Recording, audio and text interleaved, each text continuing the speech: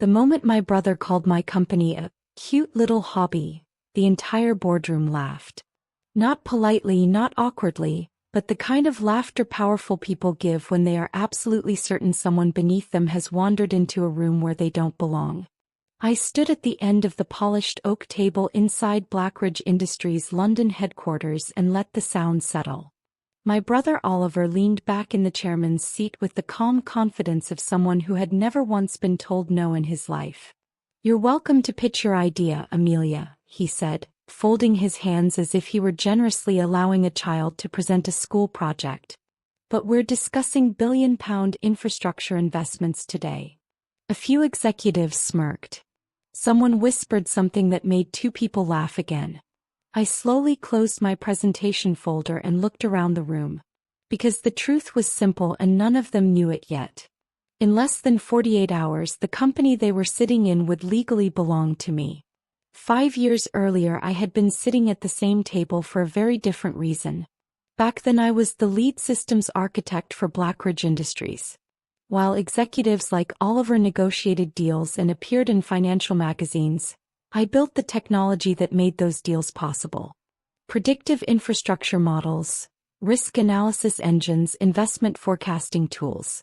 The complicated systems that quietly run underneath billion-dollar decisions.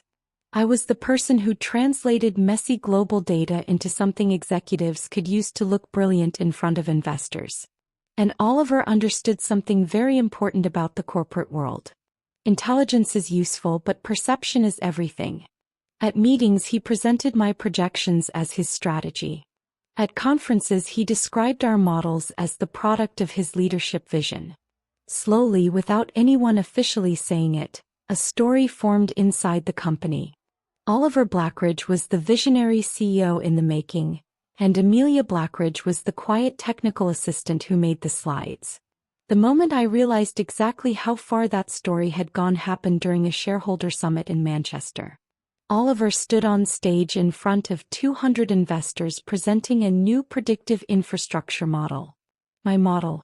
Every formula, every data stream, every projection was built on the system I had spent nearly 2 years designing. When the presentation ended, the chairman stood up and shook Oliver's hand proudly. "Remarkable work," he said. Cameras flashed. Investors applauded. And my name was never mentioned once. I sat in the back of the room listening to applause for something I had created and understood something that changed the direction of my life. Recognition is temporary. Control is permanent. I resigned the following week. Officially, I left to pursue new opportunities. That's what the press release said. What it didn't say was that I had spent the last year quietly building something on the side. A private analytics system that took everything I had learned inside Blackridge and expanded it far beyond infrastructure forecasting. Markets don't move randomly. Corporations don't collapse randomly either. Every executive decision leaves patterns. Every company carries signals hidden inside its financial structure. My idea was simple. If you could map those patterns accurately enough, you could predict not just markets but corporate behavior itself. The company I started was called Northvale Systems, and in the beginning it was nothing impressive. 3 engineers, a cramped office above a cafe in Shoreditch, and a whiteboard full of equations no one else understood. For the first year, almost no one paid attention to us. But the model worked. Investors who tested our forecasting system started noticing something unusual. Our predictions weren't just close.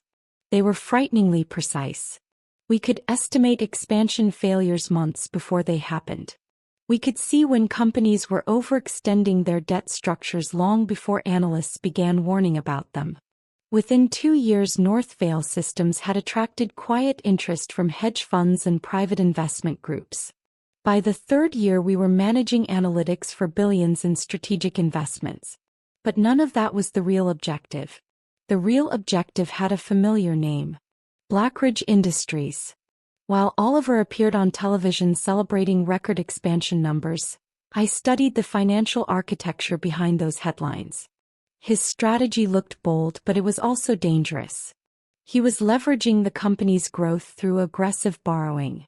To investors, it looked like confidence. To someone reading the raw numbers, it looked like a slow-building collapse. And the most interesting part was that Blackridge had started relying heavily on the predictive systems I originally built. The same systems Oliver once presented as his own innovation. Instead of attacking the company directly, I waited. Patience is a powerful strategy when your opponent believes they are already winning. Over the next 18 months, Northvale Systems began quietly buying something far more valuable than stock. We bought Blackridge debt. Through private funds, holding companies, and investment partnerships that never publicly connected back to us. Corporate debt is less glamorous than shares, but it comes with influence. Enough influence in the right hands can change the direction of an entire company. By the time analysts started noticing unusual shifts in Blackridge's debt ownership, the leverage already existed. And Oliver still had no idea who held it. The opportunity to reveal everything arrived during the annual Blackridge Investor Summit in London. It was the kind of event designed to celebrate success. Glass walls overlooking the Thames, a room filled with journalists, politicians, and international investors. Oliver loved events like this because they allowed him to perform confidence on a grand stage. When he stepped onto the platform that evening, the room erupted in applause. He spoke about expansion projects across Europe and Asia, about bold infrastructure investments and the bright future of Blackridge Industries. Every few minutes, another slide appeared behind him showing graphs climbing steadily upward. Confidence projected through data. Near the end of the presentation, Oliver paused and smiled proudly. Our predictive analytics system guarantees Blackridge will dominate the next decade, he said, gesturing toward the screen. The system he was referring to still ran on the architecture I had built years earlier. And I had updated it. Halfway through the next slide, the screen flickered. The projection shifted. Instead of another optimistic growth chart, a new model appeared showing a very different forecast.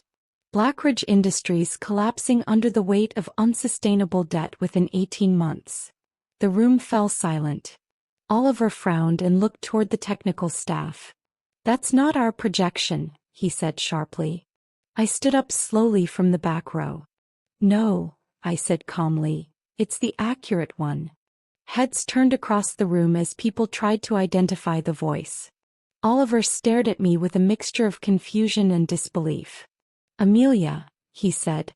I walked toward the stage while whispers spread through the audience.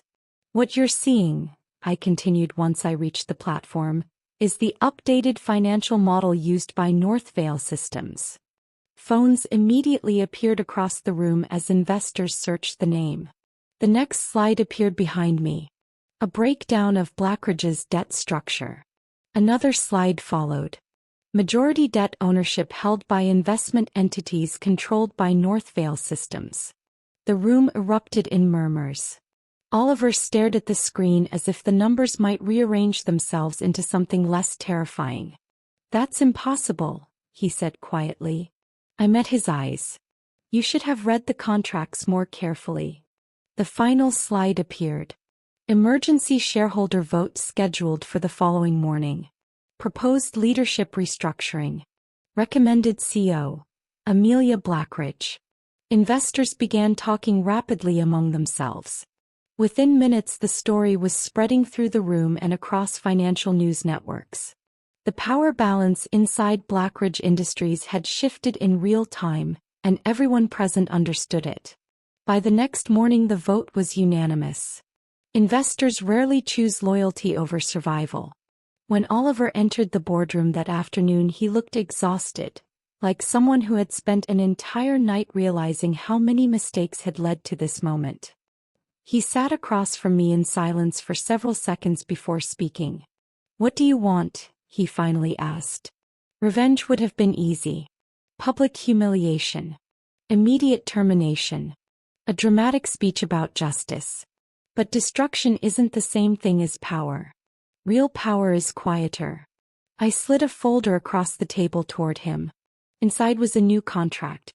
Director of Infrastructure Analysis. Oliver looked at the title for a long moment. You're demoting me, he said. I leaned back slightly in my chair. No, I replied calmly. I'm giving you the role you should have had all along. For the first time in his career, Oliver would have to work inside the system instead of standing above it. As the meeting ended, one of the investors asked the question that had clearly been on everyone's mind since the previous night. Why didn't you just start your own company and ignore Blackridge? I paused for a moment before answering. Because some lessons only matter when the right person learns them, I said quietly. Then I glanced at Oliver sitting silently at the end of the table. And some empires, I added, need rebuilding by the people who actually built them in the first place.